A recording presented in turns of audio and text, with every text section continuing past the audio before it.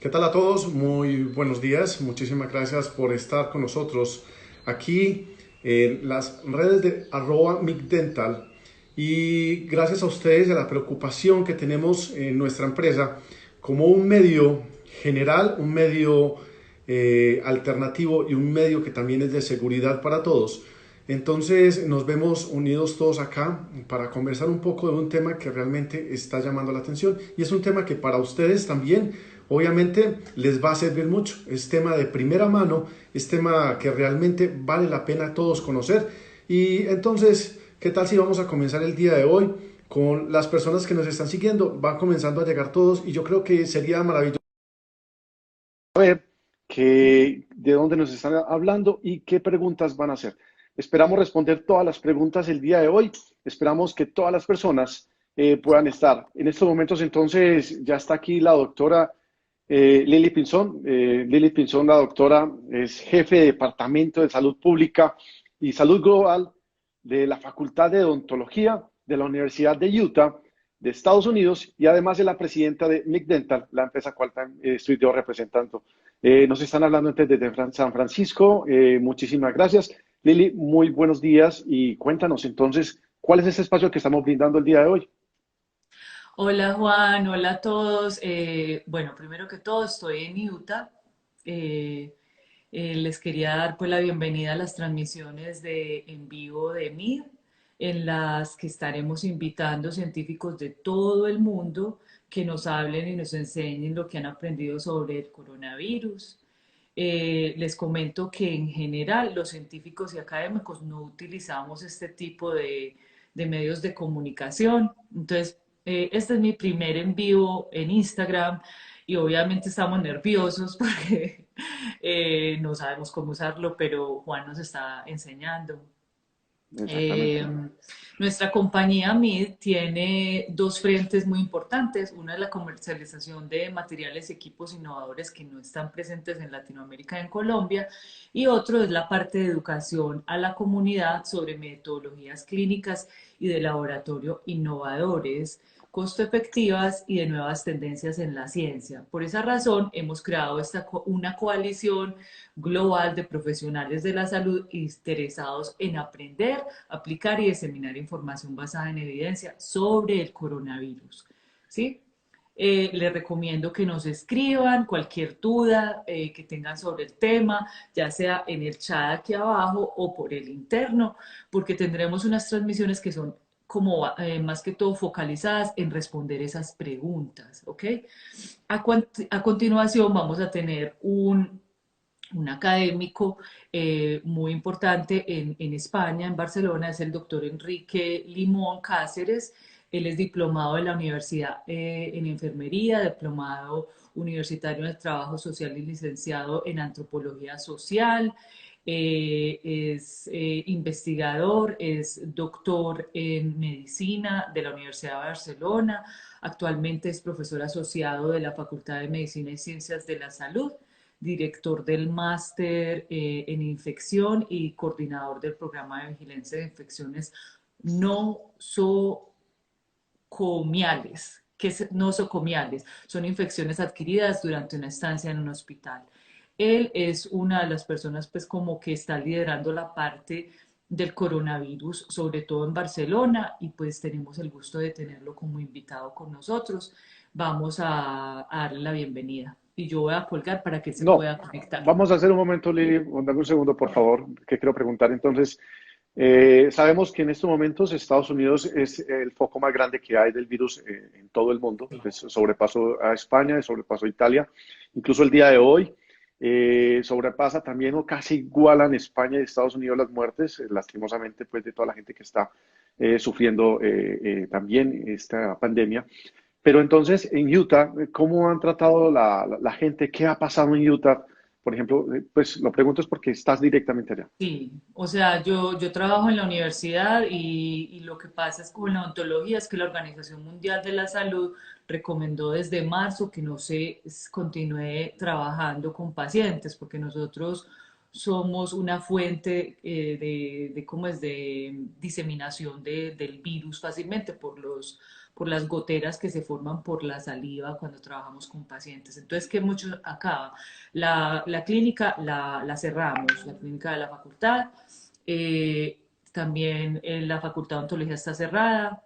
Solamente tenemos clases online y hemos instaurado una cuarentena voluntaria, pero la curva no ha subido mucho, pues como no teníamos muchos test al principio, no teníamos cómo evaluar la gente, entonces por eso se mandó a casi todo el mundo a las casas. Esta es una comunidad muy religiosa, se suspendieron iglesias, se suspendieron fiestas, todo eso. Y se ha Excelente. mejorado, pues y no ha golpeado tanto. Tenemos en el momento 7 muertos y tenemos más de 1.000 infectados. Bueno, más de 1000 infectados. La otra pregunta es que ahora hagámosle un abrebocas a la gente, Ujú.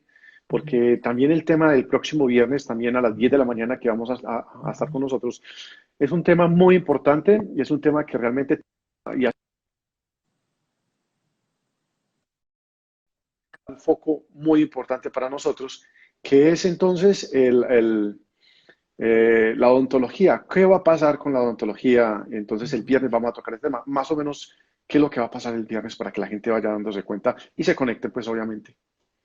El viernes invitamos a un doctor que es odontólogo y es más que todo su trabajo de labor es en infectología, ¿cierto?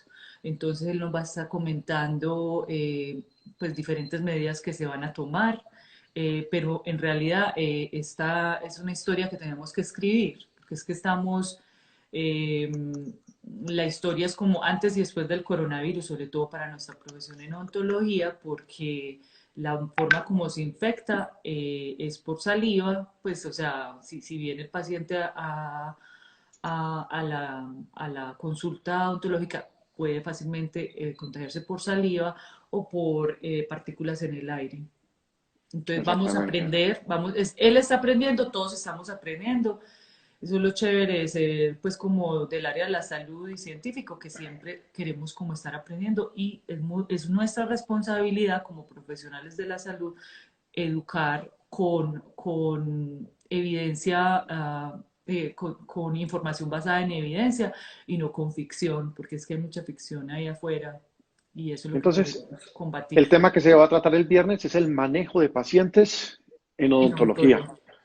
Exactamente. ¿Cómo va a cambiar o qué hizo que el coronavirus para que cambiara?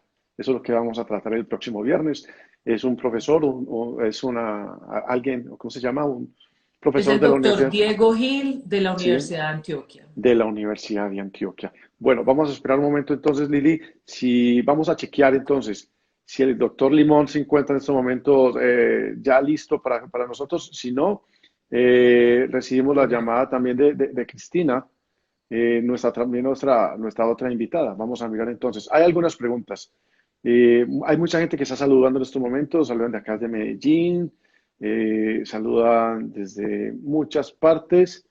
Y Ah, muchísimas sí. gracias a todos por estar conectados. Aquí hay Exactamente. un comentario de Diego en New York. Él está Sí. en Rochester y dice que se ha declarado emergencia sanitaria en New York. Todas las prácticas de consulta externa han sido cerradas y se ha cambiado a la telemedicina. Todas las personas con síntomas respiratorios son monitoreadas. Gracias, Diego, por el comentario.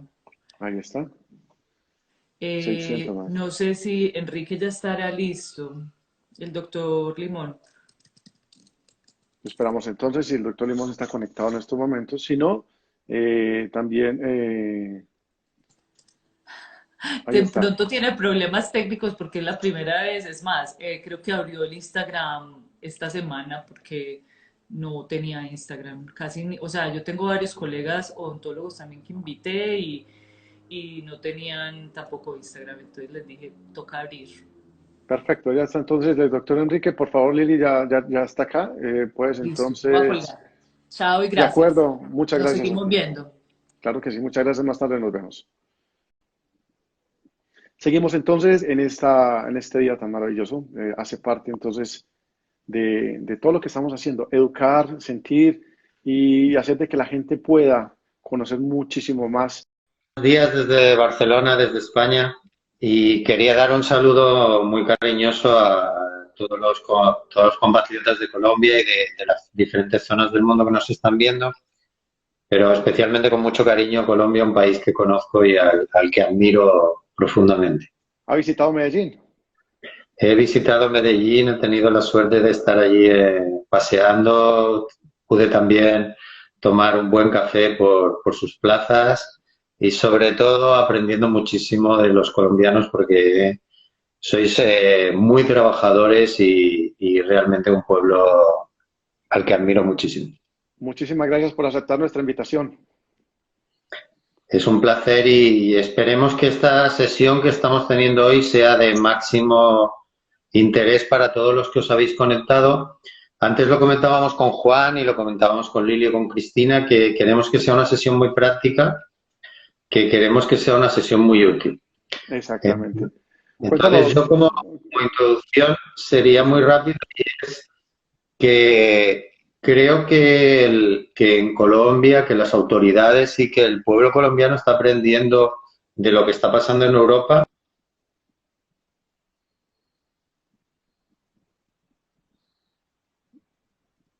Se está oyendo un poco la señal, debemos esperar un momento, ser un poquito conscientes, igual que el Internet no es bien en todas partes.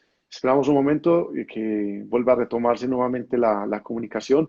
El doctor Enrique Limón está en Barcelona y desde allá nos va a contar la experiencia y qué nos va a aportar a nosotros.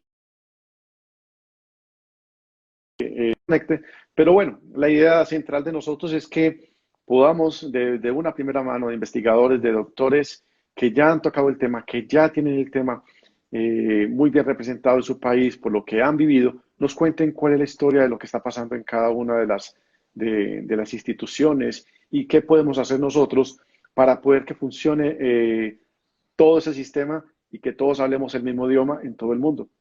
Igual, el virus es igual en todas partes, igual somos humanos y somos iguales en todas partes.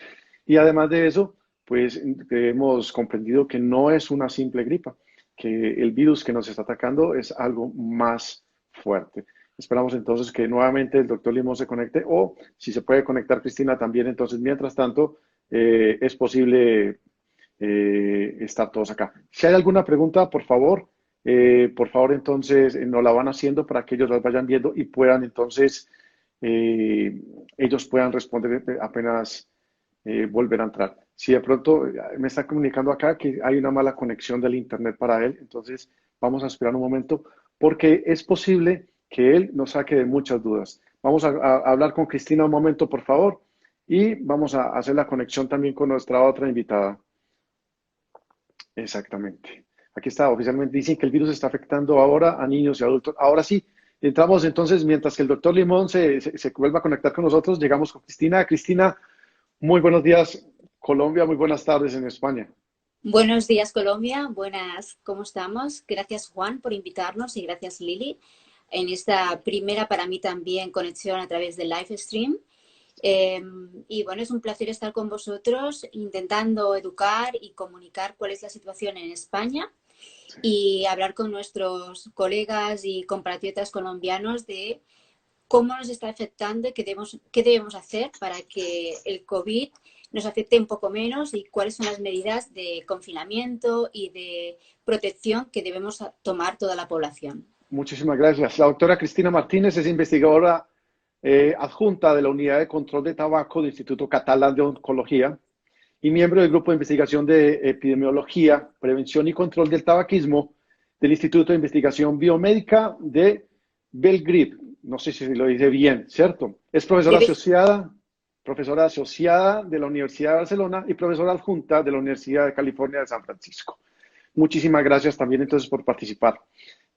Bueno, cuéntanos, doctora, ¿qué ha pasado? ¿Cuál ha sido la evolución? ¿Cuándo España se dio cuenta que había un coronavirus y estaba comenzando a afectar? ¿Y cuáles fueron las primeras medidas que se tomaron cuando comenzó? Bien, Primero de todo, debo informar o debo confesar que yo no soy experta en epidemiología de infecciones, sino en enfermedades crónicas. Por eso teníamos también al doctor Limón, que es experto en infecciones. Pero en estos momentos, como dicen muchas de las personas expertas en infecciones, nadie somos expertos en el COVID.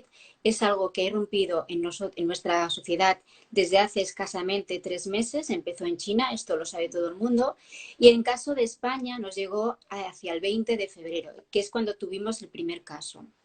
Como todos saben, pues los primeros casos fueron en China, posteriormente llegó a Alemania con el primer caso en Europa, y Italia y España hemos sido los 2 países europeos con mayor incidencia y, en consiguiente, con mayor mortalidad por el COVID, por este virus que ha irrumpido en nuestras vidas, y es un nuevo virus que evidentemente tenemos que aprender muchas cosas sobre él, porque, bueno, tanto los expertos en todo lo que es la investigación básica están descubriendo cómo se comporta el virus, pero también a nivel clínico cuál es la fisiopatología del propio virus y cómo nos afecta a las personas. Bueno, Entonces, a partir del 20 de febrero empezamos a tener los primeros casos, y no fue hasta principios del mes de marzo cuando los casos fueron creciendo. En España se declaró el estado de alarma hacia el 14 del mes de marzo, y desde entonces hasta el día de hoy estamos confinados. ¿Eso qué significa? Que solamente aquellas personas que trabajan en una situación o en un tipo de trabajo que sea esencial, y con eso nos referimos a los profesionales sanitarios o personas que trabajan en el abastecimiento de comida en supermercados o tiendas de alimentación, son los que están permitidos a poder salir de sus casas. El resto, por una cuestión también de salud pública, debemos mantenerlos con una distancia social, y por eso estamos recluidos en casa desde casi el 14 de marzo. hay una pregunta que quiero hacerte y también se la voy a hacer ahorita al doctor Limón, y es que acá en Colombia se toma una medida de pico y cédula, y es que tu cédula al final, el dígito final, es la persona que puede salir de la casa a hacer compras o ir a comprar medicinas, pero ¿qué tan bueno es o qué no tan bueno es? Bien, es una medida, pero igualmente es una medida de restricción, pero en estos momentos, y debido a que el virus se transmite con muchísima facilidad, contra menos personas salgan, mucho mejor. Es decir, aunque tú estés permitido salir un día, porque realmente es el día que te permite salir, intenta salir lo menos posible, y que al menos si estás viviendo en una casa con varias personas que conviven allí, sea una única persona que se traslade a comprar y abastezca para varios días.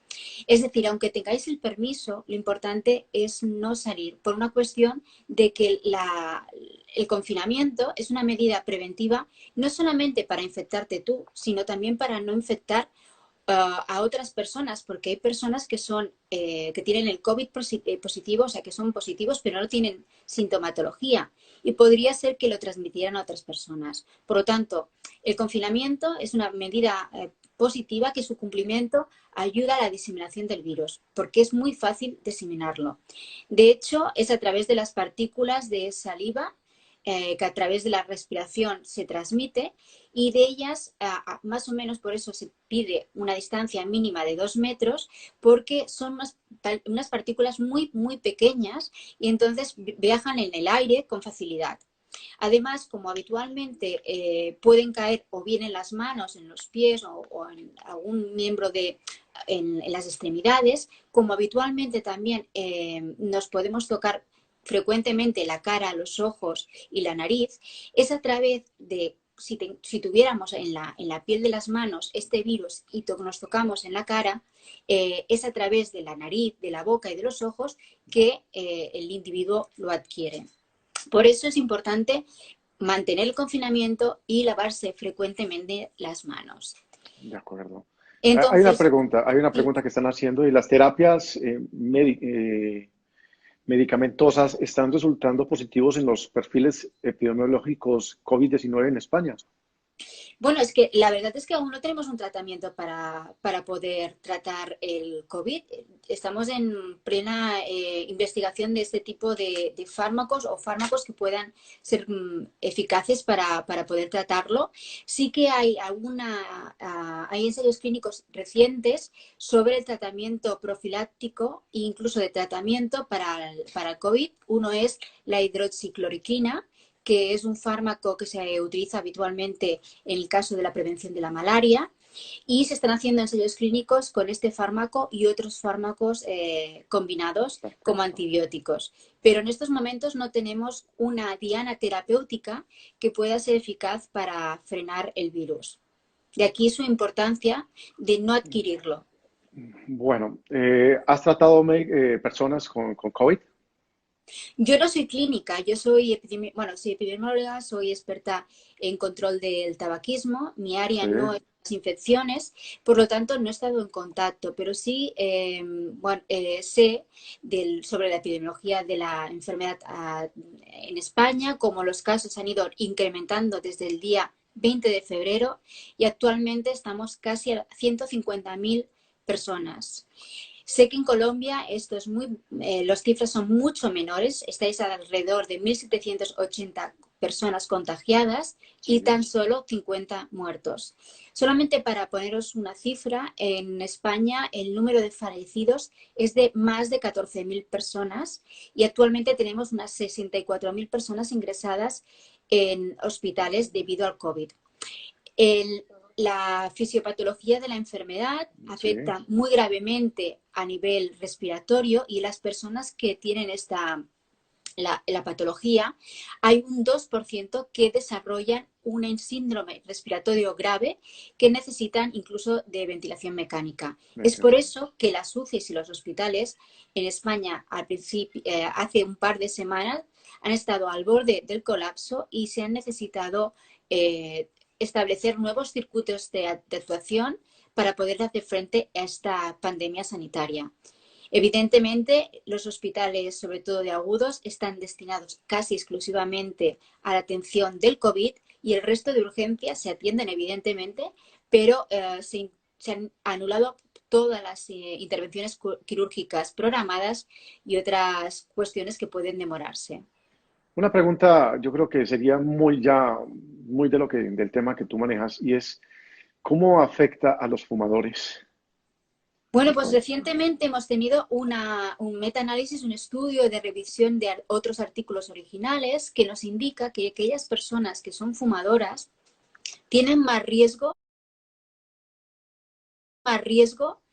de, si están infectadas, tener mal pronóstico. Es decir, tienen mayor insuficiencia respiratoria y tienen más posibilidad de tener necesidad de ventilación mecánica y también consecuencias fatales para su recuperación. Es por eso que aunque dejar de fumar en estos momentos parezca algo fuera de lugar, es totalmente lo contrario. Es un buen momento y un buen momento para dejar de fumar, principalmente porque nosotros en España estamos confinados y las personas fumadoras tienen, si son adictas a la nicotina, tienen que salir a buscar tabaco y se ponen en riesgo. Segundo, por una cuestión de que fumar implica coger un cigarrillo de la mano a la boca y esto aumenta mucho la probabilidad de que si estás infectado en tu mano, si te ha caído alguna partícula de aire con este virus, pueda entrar en tu sistema, ¿vale? Y además, evidentemente, porque fumar en sí mismo tiene una afectación respiratoria, disminuye la capacidad de ventilación y por lo tanto disminuye también toda la posibilidad de ventilación en la persona y produce más insuficiencia respiratoria. Entonces, aquellas personas que realmente sean fumadoras y estemos en esta situación, los sistemas sanitarios de cada país proveen de algún tipo de ayuda para dejar de fumar. En el caso, por ejemplo, de Cataluña, en estos momentos, debido a que los servicios sanitarios presenciales están cerrados para poder ayudar a dejar de fumar y la emergencia sanitaria obliga a hacer todas las intervenciones más dirigidas a lo que es la emergencia del COVID, se dispone de ayuda a través telemática. También existen aplicaciones diversas y múltiples aplicaciones para dejar de fumar online. Es momento, ahora que tenemos las tecnologías y que estamos en un momento donde hay muchísimas aplicaciones, como estamos hoy demostrando, que utilicemos otros recursos que sean semipresenciales, es decir, que podamos tener un terapeuta, pero que no vayamos a la consulta presencial para poder tener ese apoyo. Y luego está otra ayuda, que es la ayuda farmacológica, y aquí en España las farmacias todas están abiertas, por lo tanto, en caso de necesidad de tratamiento sustitutivo de nicotina y necesidad de tener ese apoyo gradual de nicotina para disminuir lo que es el mono que llamamos, las personas fumadoras pueden ir a la farmacia y consultar qué es lo que necesitarían para poder ser ese intento efectivo y abandonar el tabaco en estos momentos. Sería lo ideal, dejar el tabaco una vez y por todas. Hay una pregunta que están haciendo, se llama permitida la persona que nos está escribiendo.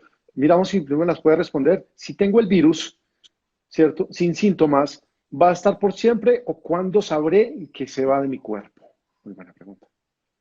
Bueno, no todo el mundo, como hemos dicho anteriormente, lo manifiesta de la misma forma. Hay personas que son positivas pero no tienen sintomatología y otras personas que tienen mucha sintomatología. Los primeros síntomas suelen ser tos, fiebre y insuficiencia respiratoria, sensación de que tienes falta de aire.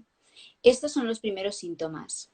Si tú notas que tienes estos síntomas, es importante intentar contactar con tu médico para poder hacerte un test. En el caso de que no sea posible un test, porque hay países que no disponen de los test suficientes, realizar una medida de autoconfinamiento y de distanciamiento social. Es decir, puede ser que estés infectado y por lo tanto no deberías estar en contacto con otras personas. Incluso en tu propio hogar realizar ciertas medidas de precaución. Por ejemplo, no utilizar el mismo baño si es posible.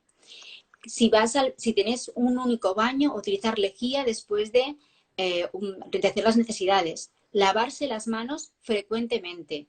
Utilizar sábanas, toallas diferentes y hacer mucho la colada. Estas medidas higiénicas son muy importantes para no transmitir a las personas en el propio hogar la posibilidad de transmitirle el virus. Pero si tú tienes estas sintomatologías, importante ponerte en contacto con tu médico o con tu enfermera de referencia. Bueno, acá lo que tratamos es que las EPS, las que están uno obligado al mes estar acá, tienen una línea de atención personal. Entonces, si alguien está ante esta SURA, está Colmédica, y hay una cantidad de EPS que le están resolviendo los problemas a las personas, lo que más es que si usted no se siente con los síntomas, que por favor no salga, que se quede y aquí vienen a visitarlo. Y la idea es que no salgamos a repartir el virus. La pregunta es que, bueno, ya sabemos que de pronto nos va a dar el virus a todos, todos lo tenemos, a todos nos va a dar, pero ¿cómo lo puedo diferenciar yo de una influenza? Porque es que realmente todos los síntomas son muy parecidos. Sí, bueno, antes de todo he visto que alguien me ha comentado que es una colada. Claro, aquí estamos hablando de español de España y además español de Cataluña, que es Claro. un poco más diferente. Entonces, una colada es hacer una lavada de la ropa, ¿no? Hacer, no sé cómo le llaman ustedes en Colombia. Sí, lavar la ropa. Lavar Sí, la ropa. Bueno, pues lavar la hacer la ropa. colada para nosotros es hacer la lavadora de las sábanas, de la ropa, y a eso le llamamos hacer la colada. Me dices en qué se diferencia con las gripes. Bueno, pues en realidad la sintomatología leve es muy parecida a tener una gripe. Por eso, al principio de la epidemia en China no se identificó como una nueva epidemia, sino se pensaba que era un brote de gripe, ¿vale? Pero tiene sintomatología diferente, pero mucho más aguda en los casos graves. Hay personas, sobre todo los niños, que pueden pasarlo asintomáticamente. Hay personas de riesgo, que son sobre todo aquellas personas mayores de 50 años, tienen más probabilidad de tener mal pronóstico y mayor sintomatología. Y aquí hay grupos de riesgo. Por ejemplo, los grupos de riesgo son personas de de edad avanzada de más de 50 años, pero yo ya superando a aquellas personas que son más de 70 años, el riesgo es mucho mayor. Incluso los hombres, no se sabe por qué, pero se ha descrito en los estudios epidemiológicos de los casos en China y los casos que hemos tenido en Europa, que los hombres tienen peor pronóstico que las mujeres. También las personas que son hipertensas tienen peor pronóstico porque tienen más elevada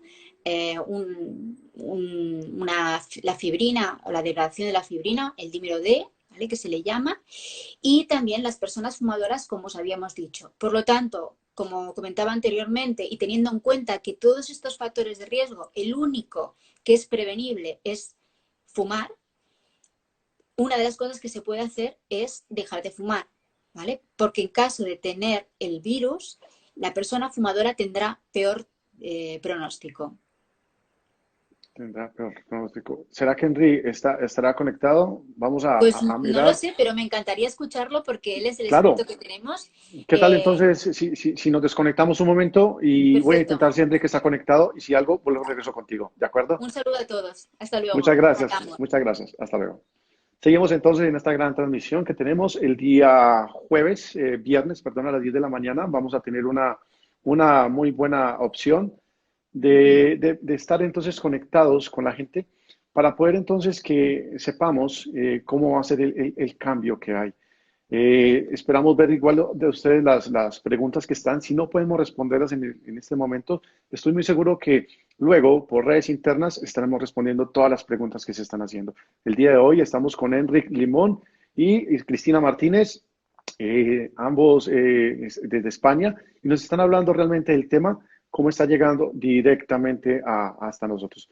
Vamos a ver, entonces aquí está el doctor Enrique. Vamos a darle la bienvenida nuevamente. Estamos esperando que llegue la opción nuevamente. Una gran investigadora ha ido resolviendo muchas. Exactamente, muchas dudas se están resolviendo, pero hay otras muchísimas dudas más que están saliendo entonces. Y hay una duda aquí, por ejemplo, que me cuenta aquellas personas que tienen enfermedades crónicas, ¿cómo se deben de tratar? A ver, yo hago un poquito de introducción porque también he visto que había algunas preguntas relacionadas con los asintomáticos y con la detección y todo, ¿sí? Me parece importante, claro. A ver, el problema grave que hemos tenido es la diseminación comunitaria. O sea, el error que nosotros cometimos al principio era que pensábamos que podíamos controlar los casos y controlarlos a nivel hospitalario y evitar que hubiera diseminación comunitaria. En Italia ya nos habían mostrado que eso no era posible de controlar porque la diseminación comunitaria es muy rápida. Entonces, ese fue el gran problema que tuvimos al inicio.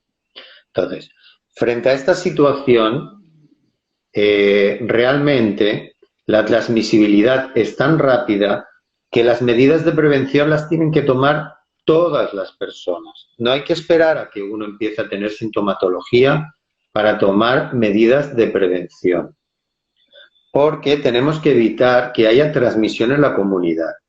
Es decir, yo tengo a partir de cualquier momento inicial que lavarme las manos de forma prioritaria, porque el máximo canal de transmisión sería el lavado de manos. O sea, el contacto de persona a persona o de persona a superficie. Después, como contaba Cristina, acabamos tocándonos la cara o acabamos tocándonos alguna superficie nuestra y por tanto acabamos tocando mucosas y contagiándonos. Así que evitar el contagio mediante el lavado de manos. Durante un tiempo nos va a tocar intensificar este lavado de manos.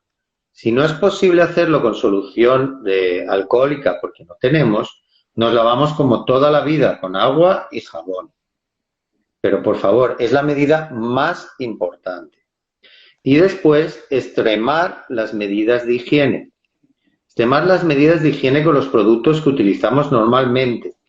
Yo recomiendo y recomendamos aquí hacerlo con lejía, porque desde el momento que hacemos la limpieza, se inactiva el virus en 5 minutos. ¿De acuerdo?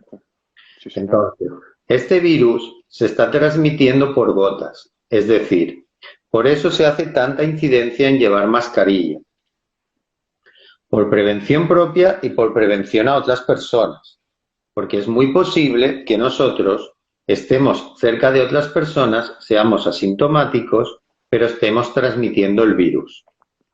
Por porcentajes, nosotros sabemos que actualmente igual el 80 o el 70% de las personas lo van a pasar con una sintomatología muy leve.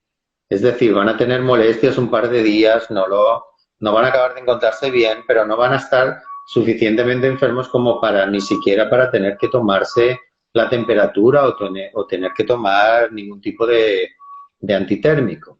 Pero sí que vamos a estar transmitiendo el virus. Entonces, sí. Una pregunta, doctor, y es, ¿yo puedo tener el virus y algunos de los síntomas no me dan? Por ejemplo, dicen que puedo perder el olfato y el gusto cuando tengo el virus, pero puedo tener el virus y seguir igual con el olfato y el gusto. Sí, exactamente.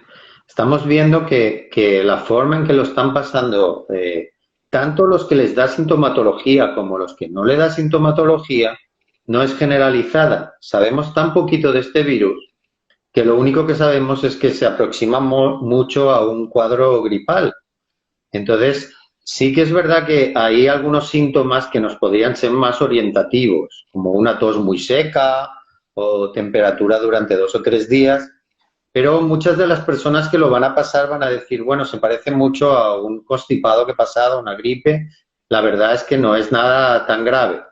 El problema es que la afectación en algunas personas, y no sabemos por qué algunas personas son más sensibles que otras, acaban produciendo que ese 20% requiera hospitalización.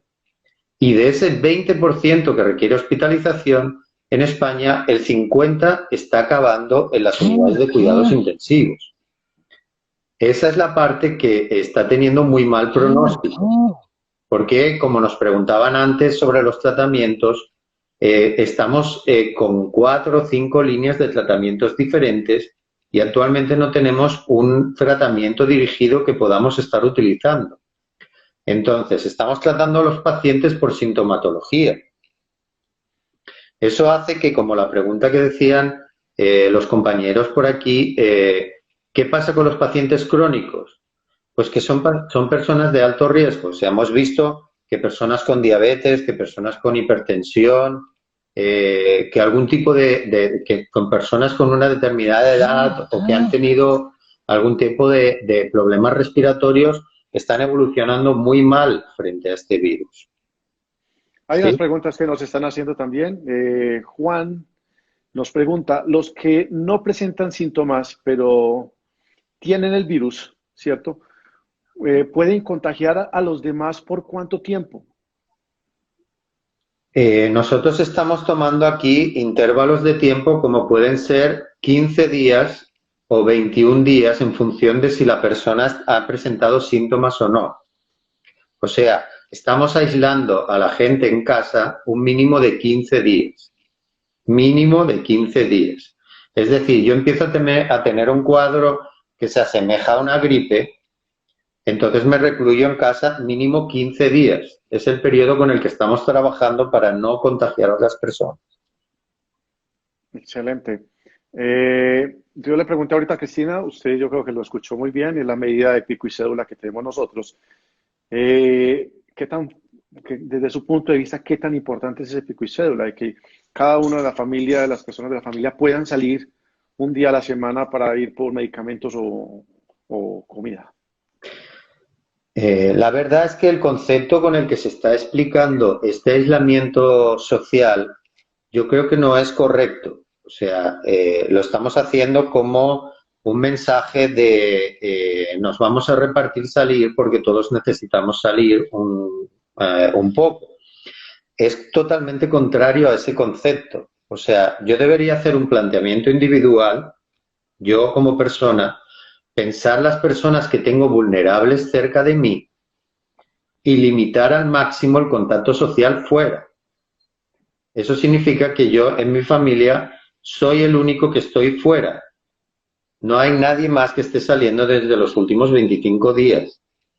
y yo cuando llego a casa dejo las cosas en una bandeja especial que hay, dejo los zapatos fuera, me ducho, la ropa va en una bolsa especial que va directamente a la lavadora y limpio todo lo máximo para evitar ningún contacto interno en la casa.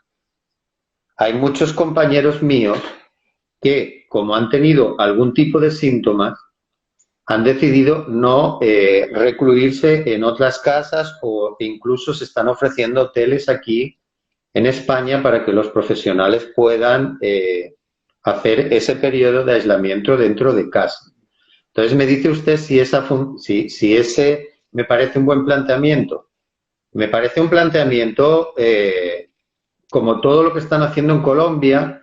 Yo creo que ustedes están haciendo un avanzado positivo, porque ustedes están tomando medidas como han tomado en Portugal, que se están avanzando la situación.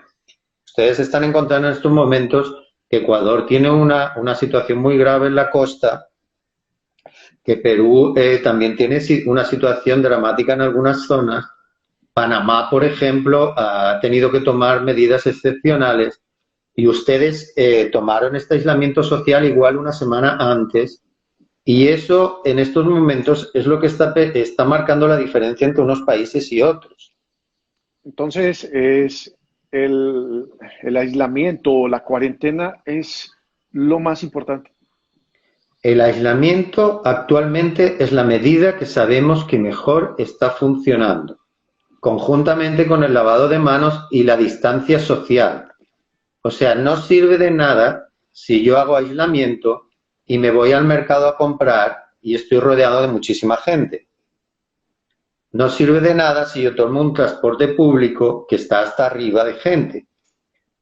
O sea, en esto no es tanto un criterio médico, que lo es, sino es un criterio de sentido común. O sea, manténganse ustedes a 1,5 metros de cualquier persona. Manténganse a 1,5 metros. Perfecto. Lávense las manos las máximas veces posibles y eviten la transmisión dentro de casa. Excelente. Hace una pregunta también muy importante, PS Coaching. Dice, una pregunta, doctor Limón, ¿qué pasará cuando acabe? Si se acaba. Y el aislamiento, a ver, y la gente vuelve a la calle. ¿Volverán los casos a aumentar nuevamente, perdón?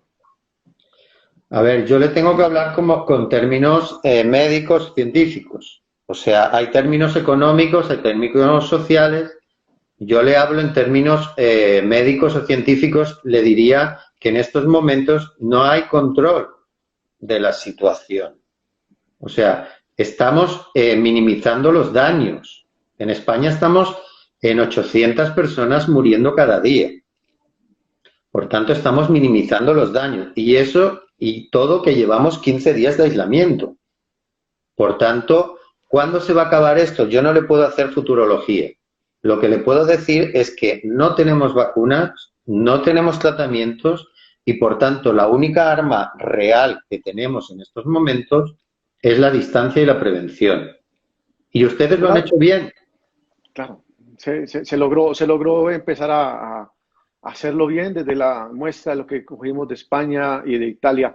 La otra pregunta es importante y es, como todas las preguntas, le voy a recordar a la gente que pueden hacer sus preguntas incluso por interno y ya luego pasamos las preguntas y les vamos a responder a todos los que tengan alguna duda. La pregunta es, una persona que ha sido contagiada, formó su antivirus, se mejoró, ¿se puede volver a contagiar?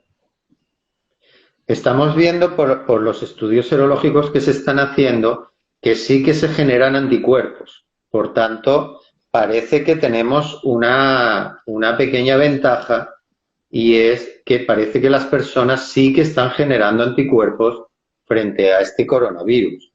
Por tanto, parece que tenemos algún tipo de prevención inmunológica. Pero es muy importante pensar que los cuadros agudos se nos están dando entre el 8º, el 9º o el 10º día.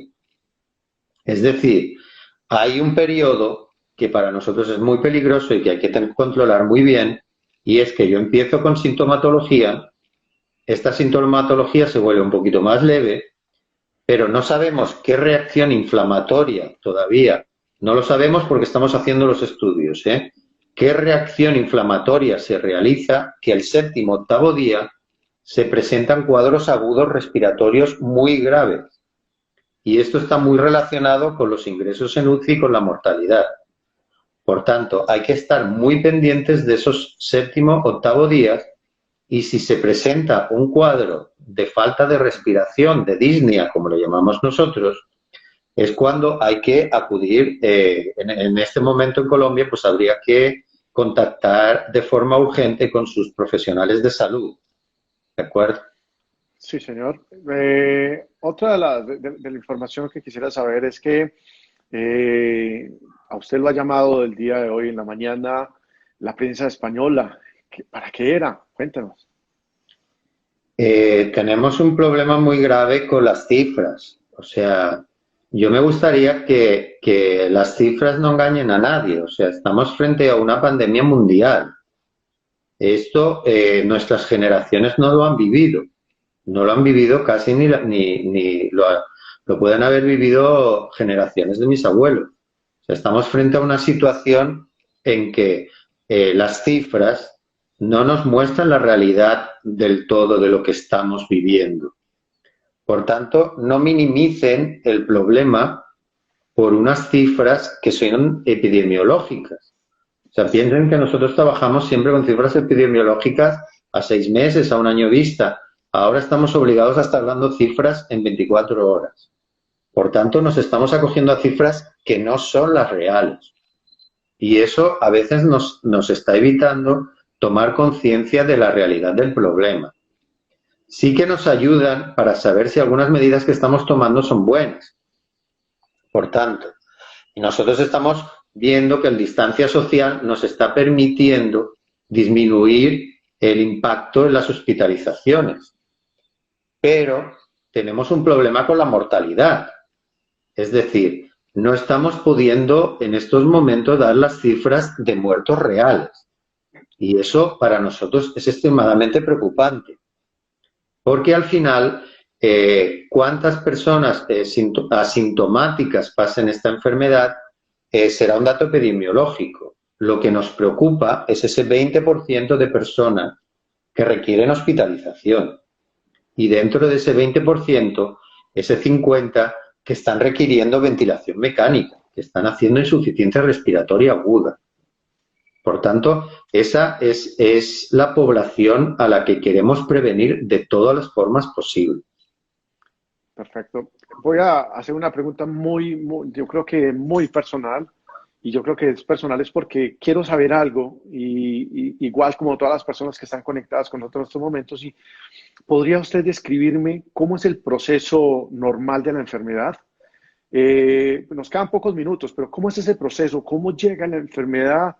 ¿Y cómo va evolucionando hasta que uno dice, ya estoy bien, pues prácticamente?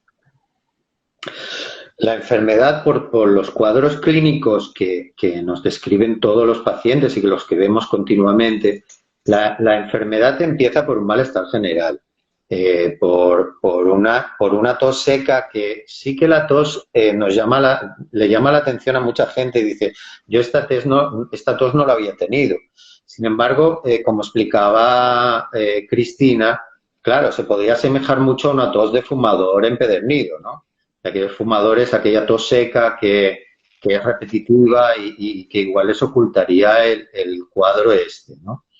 Tiene dolor de cabeza, tiene malestar, luego tiene una fiebre que empieza con décimas y que se mantiene los primeros días a 37, 38 y se mantiene en esa estabilidad. El problema es cuando empieza a faltarnos el aire. O sea, la gravedad de esta enfermedad es porque ataca a los pulmones, al parénquima pulmonar, y por tanto hay un momento dado en que hay una inflamación muy aguda y se produce una falta de respiración muy fuerte. Eso es muy rápido. Es lo que nos debería dar un toque de alerta. Es decir, si yo de pronto empiezo a faltarme la respiración, no me espero, contacto con mi sanitario de referencia, ¿sí? Esas horas son vitales porque esas horas son las que diferencian entre que se pueda empezar algún tratamiento preventivo, antiinflamatorio, o con hidroxicloroquina o con antirretrovirales que se estén proporcionando allí, y que el hecho no derive en una insuficiencia respiratoria que requiera ventilación. Por tanto, no hay que entrar en dramatismos ni entrar en una situación muy de histeria, pero sin embargo sí que individualmente cada uno de nosotros tenemos que estar preparados para actuar en caso de que tenga una insuficiencia respiratoria grave. Y por favor, circulan 1000 bulos, circulan 1000 informaciones por WhatsApp, circulan muchísima información. Yo cuando Juan, Lili me pidieron y Cristina me pidieron intervenir en esta conferencia, fue porque estoy horrorizado de lo que estoy recibiendo continuamente de medicaciones extraordinarias, de remedios extraordinarios. No, por favor, estamos delante de una enfermedad muy grave. Por tanto, aquí los que tienen que actuar son los clínicos. De verdad, no se pongan en manos de nadie más. Los clínicos, ellos van a actuar de forma muy rápida porque estamos intercambiando protocolos continuamente. Yo continuamente me llaman de Chile, me llaman de Ecuador, o sea, estamos intercambiando continuamente protocolos y todo lo que estamos avanzando lo estamos intercambiando. Hay una red muy extensa. Por tanto, no confíen en nadie que no sea un clínico, por favor. Exactamente. Por eso yo iba a decir a la gente que hemos creado este espacio y este espacio es para esto, para que ustedes, los clínicos, la gente que sabe del tema, ¿cierto? Que sabe hasta cierto punto, obviamente, nos explique y nos ayude a entender un poco más. Porque cada día de 10 mensajes que llegan a WhatsApp, 8 pueden ser falsos y lo que está haciendo es que la gente la está enloqueciendo, están tomando otros cuadros clínicos, pero ya psicológicos, porque ya nos está matando mentalmente otra información que es falsa. Entonces, hay una pregunta, Enrique, que quiero aclararle aquí a la señora Luz, Luz Amparo Gómez, ¿cómo ejercer la profesión odontológica a futuro? Ese tema lo vamos a ver el próximo viernes a las 10 de la mañana. Vamos a estar hablando de ese tema específico, de cómo todos los odontólogos van a comenzar a trabajar el tema de ahora en adelante o en el momento, porque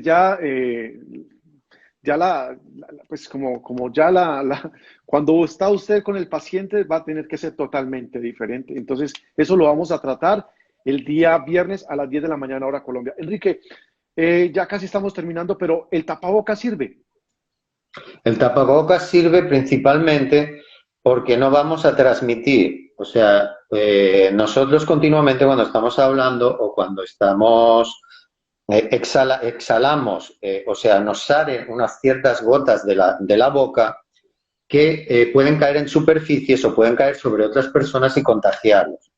Por tanto, es una medida que va a ser muy útil en estos momentos en que no tenemos diagnosticados a todo el mundo. Entonces, va a servir. No sirve cualquier tipo de tapabocas. O sea, incluso el Centro Norteamericano de Control de Infecciones ha hecho unas recomendaciones por internet para que la gente sepa cómo construirse un tapabocas porque no hay material. Eso es otro gran problema que tenemos. O sea, no hay material y no todo sirve. Por tanto, cuando tengan ustedes que construirse su propio material o cuando tengan que utilizar material, por favor, miren que sea de máxima seguridad. Y si no tienen, acudan a estos centros, a estas páginas de control de infección, porque allí les explican cómo hacerlo. Bueno, ¿nos aclara, por favor, el tiempo de transmisión del asintomático? 15 días. Nosotros estamos, salvo que sea en poblaciones vulnerables, le voy a explicar. Nosotros estamos teniendo 1 de cada 3 muertos en los centros de mayores, de la gente mayor, ¿sí? La gente mayor es extremadamente vulnerable por las comorbilidades que tienen, por la edad que tienen y porque este virus se ceba en esa población. Por tanto, cuando nosotros tenemos en una residencia de mayores, tenemos a alguien que ha tenido el cuadro clínico, le ampliamos a esos 14 días, 20 días más de aislamiento. ¿Sí? Sí. Pero en estos momentos estamos trabajando con 15 días cuando ya finaliza la sintomatología. Perfecto. Doctor, aquí el asintomático, aquí me estaban preguntando, voy a volver acá a la pregunta. ¿El asintomático queda siempre con ese virus o se va a desaparecer también del cuerpo? Todavía no tenemos esa información. No sabemos en estos momentos cuánto tiempo permanece el coronavirus en el cuerpo. Sabemos que el sistema inmunológico está acabando con él, pero no sabemos estos asintomáticos cuánto tiempo lo permanecen. Entonces, en estos momentos no podemos decir que si has pasado el virus ya te has curado del todo. O sea, sabemos que puede quedar un remanente en laringe o en tracto respiratorio, pero no lo suficiente como para ser transmisible. Entonces, esa respuesta no se la puedo dar todavía.